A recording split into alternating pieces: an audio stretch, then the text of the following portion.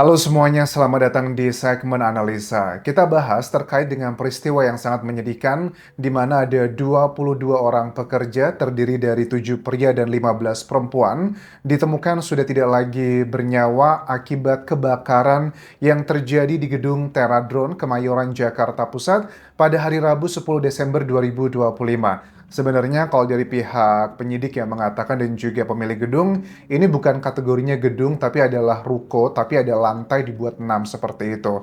Well, apapun terminologinya, ini ada salah satu hal yang saat ini sedang menjadi teka-teki karena sudah ada penetapan tersangkanya dari penyidik. Dari Kapolres Jakarta Pusat, Kombes Pol Susatyo Purnomo Condro, beserta dengan timnya pun, kita lihat sekarang di media ada penangkapan bos dari Teradron, Michael Wisnu Wardana, karena ada dugaan pasal, misalnya pasal 187, 188, dan juga 359 yang berisi tentang menyebabkan kebakaran dan juga kelalaian. Ini sudah ditetapkan tersangka karena sudah ada 2 alat bukti yang kuat. Tapi yang menjadi pertanyaan sekarang adalah, apakah betul penyebab kebakaran ini adalah sesuatu hal yang sifatnya kecelakaan, atau jangan-jangan ada sesuatu hal yang jauh lebih besar dari ini semua, tanpa bermaksud tidak empati dengan keluarga korban, tetapi ini yang sedang menjadi viral, teman-teman. Karena kita coba lihat ini ya, kita akan coba pahami kronologi dan sebagainya, kejanggalan-kejanggalannya. Karena ada salah satu hal yang disampaikan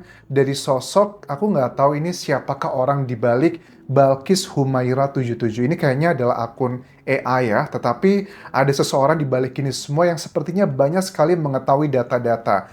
Karena perusahaan ini itu kan memegang kayak peranan sensus pohon, batas-batas konsesi, peta lidar lahan sawit, dan masih banyak lainnya. Sebelum kita bahas ke sana, kita bahas dulu adalah kronologi kejadiannya ya teman-teman, sebelum kita bahas terkait dengan teori konspirasi di balik ini semuanya. Kejadiannya itu sekitar jam 12.43 kalau menurut pemadam kebakaran dari perusahaan ini tuh yang di Indonesia, karena ada cabang di berbagai negara, itu memiliki karyawan sekitar 80-an orang. Pada saat makan siang tersebut, ada sekitar 40-an dari karyawannya yang masih berada di dalam. Proses untuk memadamkan api itu sekitar 1 jaman. Jadi jam 2-an kurang lebih itu baru bisa padam. Dan ada yang tanya kan ya, penyebab dari 22 korban ini meninggal dunia apa? Apakah mereka loncat atau terbakar? Dan keterangan dari penyidik dikatakan di sini setelah dilakukan otopsi dan juga pemeriksaan dicek darahnya, ternyata mayoritas penyebabnya adalah karena menghirup gas beracun jenisnya monoksida. Dilakukan analisa dari darah korban dan dugaannya gas tersebut terbentuk karena terbakarnya barang-barang yang ada di dalam gedung. Karena kan di gedung ini juga menurut keterangan penyidik, gedung perkantorannya difungsikan sebagai gudang sekaligus servis drone. Makanya terdapat banyak baterai litium. Dan ada diketahui di sini, gedung ini atau ruko 6 lantai ini memiliki hanya 1 pintu masuk dan juga pintu keluar.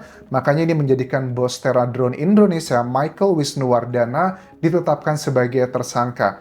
Mudah-mudahan bukan sekedar kambing hitam, karena secara naluri ya, terlepas apakah nanti terbukti atau tidak, yang namanya orang punya usaha kan sangat kecil sekali kemungkinan mau membiarkannya terbakar. Kecuali ada motif, misalnya ada yang lebih besar di balik ini semua, asuransi atau bahkan melindungi hal-hal yang diduga oleh Balkis Humaira 77 ini.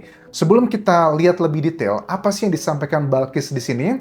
Sebelum kita baca profil dari perusahaan ini ya. Jadi kita mulai dari pertanyaan paling dasar. Kenapa gedung data sepenting itu ada di ruko murahan? Oke. Memang rukonya termasuk yang bukan gedung ini tapi ruko ya. Jadi memang beda antara ruko sama gedung. Gue ngomong apa adanya ya, Teradron itu bukan UMKM, bukan UKM jual spare part. Dia perusahaan yang memegang peta lidar lahan sawit, sensus pohon, batas-batas konsesi, hasil pemetaan drone fixed wing, data kesehatan tanaman buat perusahaan raksasa, arsip pemetaan untuk IFC, BUMN, sampai proyek tol. Singkatnya, harta karun agraria Indonesia. Lah, kok kantornya kayak gitu naruh data di ruko padat penduduk, 1 pintu, 1 tangga, tanpa fire suppression, tanpa jalur evakuasi. Oke, coba kita lihat profil dari Teradron Indonesia. Karena aku lihat di sini kan ada berapa negara nih, ada di 12 negara kurang lebih. Indonesia adalah salah satunya dan Jepang adalah di pusatnya. Tentang Terra Drone Corporation, ini merupakan salah satu penyedia layanan drone terbesar di dunia yang menawarkan solusi mutakhir untuk survei udara, inspeksi infrastruktur, analisis data, dan lain-lain. Terra Drone berkantor pusat di Jepang dan hadir di semua bagian dunia melalui mitra perusahaan grup yang berkolaborator teknologinya. Oh, berarti lebih dari 12 negara, itu 12 negara, tapi juga melakukan proyek di banyak negara lainnya. Didirikan pada tahun 2016, strategi utama Terra Drone adalah menggabungkan teknologi mutakhir dan pengetahuan lokal dengan mengakuisisi penyedia jasa drone lokal terbaik di banyak negara. Pada 2020, Drone Industry Insight menominasikan Terra Drone sebagai penyedia jasa drone nomor satu di Indonesia. Penyedia jasa drone nomor satu di Indonesia, tetapi lokasinya kok seperti itu? Apakah kecurigaan dari Balkis Humaira ini masuk akal atau tidak? Lanjut lagi, profilnya yang dibilang terbesar di dunia. Drone Industry Insight menyadari bahwa prestasi ini dimungkinkan dengan pertumbuhan pesat Terra Drone di berbagai industri dan wilayah geografis. Hingga saat ini, Terra Drone sudah hadir lebih dari 25 negara di seluruh dunia dan terus bermitra dengan produsen teknologi drone mutakhir. Dengan lebih dari 25 perusahaan grup, sudah ada jaringan baik sebagai perusahaan grup maupun rekanan strategis, Terra Drone merasa bangga bisa berkolaborasi. Nah, tentang Terra Drone di Indonesia, sebelumnya namanya adalah PT Aero Geosurvey Indonesia, merupakan perusahaan penyedia jasa pemanfaatan unmanned aerial vehicle atau drone untuk kegiatan survei udara pada aplikasi industri yang meliputi pemetaan, pemodelan, inspeksi, dan pemantauan dari udara. Selain itu, Terra Drone Indonesia juga memberikan pelatihan dan konsultasi buat perusahaan lainnya yang pengen menggunakan drone untuk operasionalnya sehari-hari.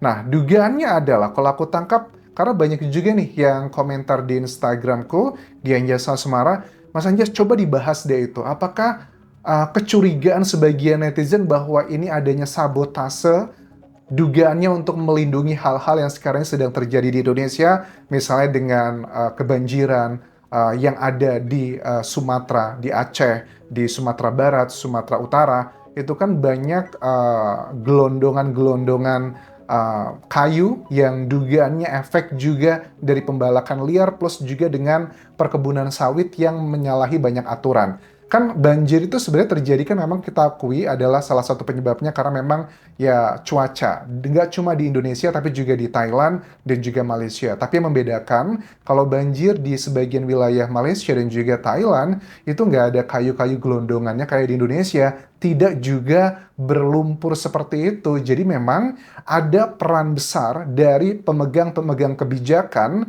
yang dugaannya melakukan penyalahgunaan lahan-lahan sawit yang mungkin minta izinnya cuma 10 hektar. Tapi pada actualnya lebih dari 10 hektar. Mungkin bisa aja 100 hektar dibuatnya berkali-kali lipat. Nah, dugaannya apakah perusahaan ini yang memiliki data-data tersebut kalau seandainya dibuka nanti dengan pengcapturean yang sudah profesional menurut aku bisa ngelihat semua, ini bisa menjadi salah satu alat bukti yang tak terbantahkan untuk menjerumuskan sejumlah oknum-oknum pejabat di Indonesia terkait dengan kebijakan-kebijakannya mereka.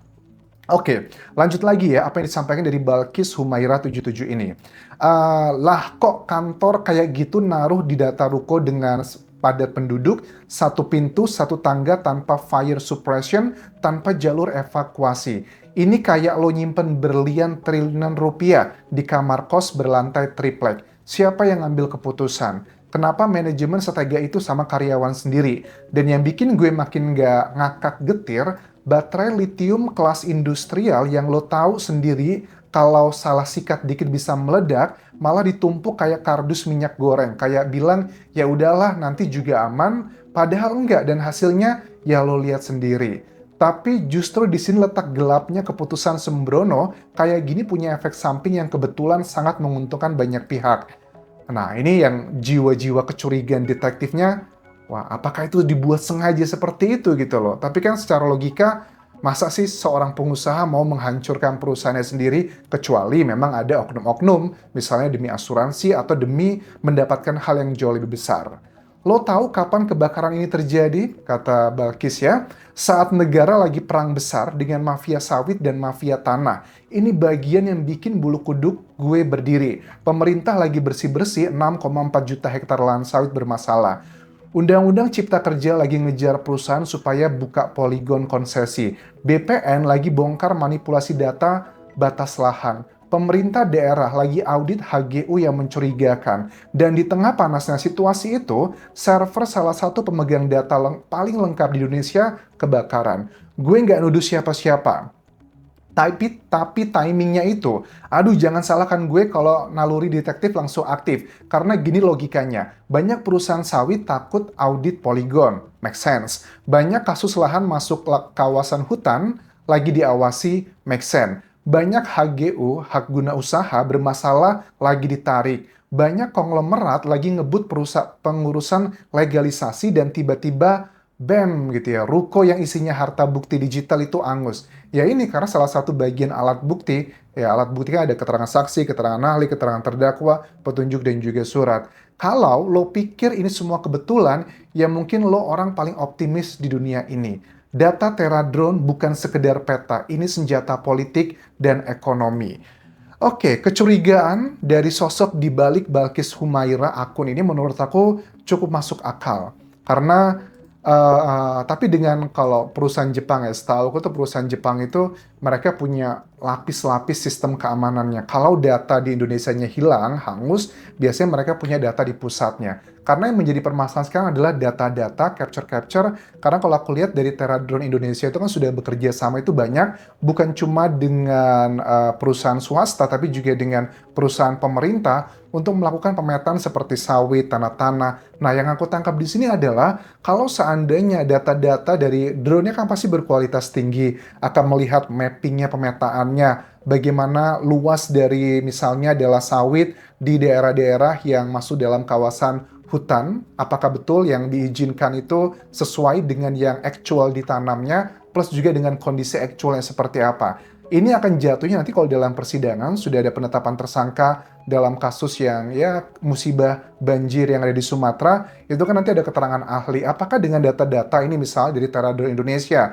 di wilayah Sumatera Utara atau di Aceh, inikah yang menyebabkan deforestasi atau banjir lumpur dan sebagainya? Itu kan dibutuhkan penjelasan dari keterangan ahli dan itu menjadi salah satu bukti yang tidak terbantahkan kalau sudah masuknya adalah ke bukti saintifik. Apakah kalian percaya dengan salah satu sosok yang curiga dengan kebakaran ini? Ataukah ini hanyalah pure musibah saja yang menimpa salah satu perusahaan di Indonesia? Sekali lagi aku turut berduka cita untuk keluarga dari ke-22 korban. Mudah-mudahan almarhum, almarhumah, mendiang semuanya diberikan jalan yang lapang dan keluarga yang ditinggalkan juga diberikan kekuatan dalam menghadapi ini semua.